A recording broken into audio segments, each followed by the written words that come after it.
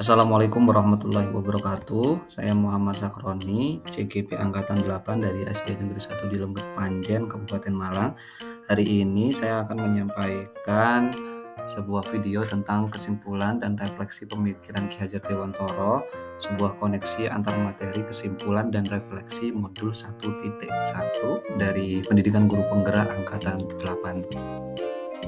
Ada banyak hal, ada banyak ilmu yang saya pelajari dari modul 1.1 ini, yakni sebelum mempelajari modul 1.1 itu saya biasanya itu di sekolah saya bergerak atau menjadi guru one man show.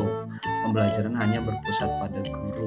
Anak-anak hanya menerima apa yang saya ucapkan, apa yang saya sampaikan. Jadi lebih ke teacher center.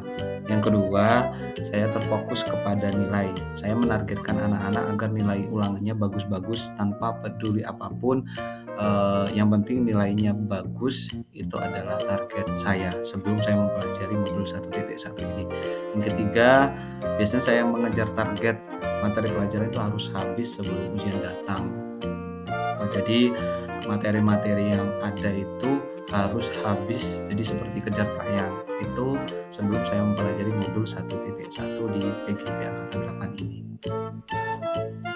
Dan setelah saya mempelajari modul 1.1, ada perubahan-perubahan yang saya alami.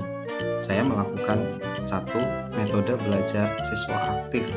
Murid itu saya bebaskan untuk berpendapat, berdiskusi, dan juga berekspresi agar anak-anak itu bisa lebih aktif, tidak hanya terfokus kepada guru, tapi lebih sekarang ke student center.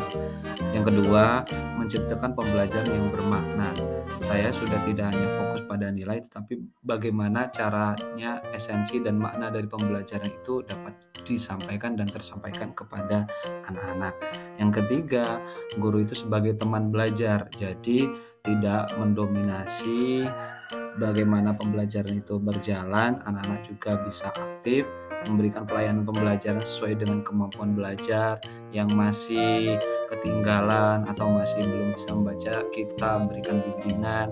Yang sudah lancar, kita berikan pengayaan agar anak-anak semuanya memiliki esensi dan makna dari pembelajaran yang saya sampaikan.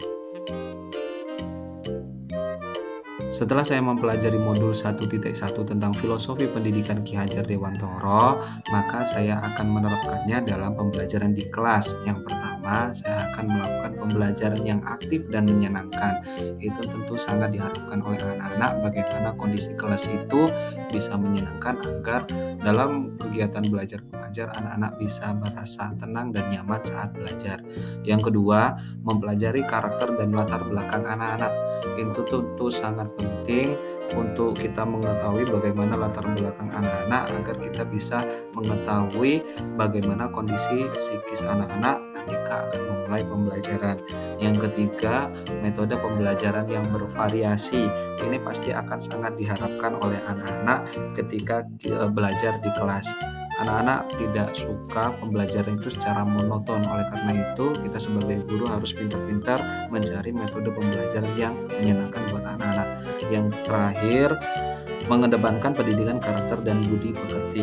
Karena saya guru pendidikan agama Islam, itu bagaimana saya menekankan pendidikan budi pekerti pada anak-anak agar tercipta anak-anak yang soleh-soleha, anak yang berbakti kepada orang tua dan hormat kepada guru sebagai tujuan utama dari pendidikan agama dan budi pekerti.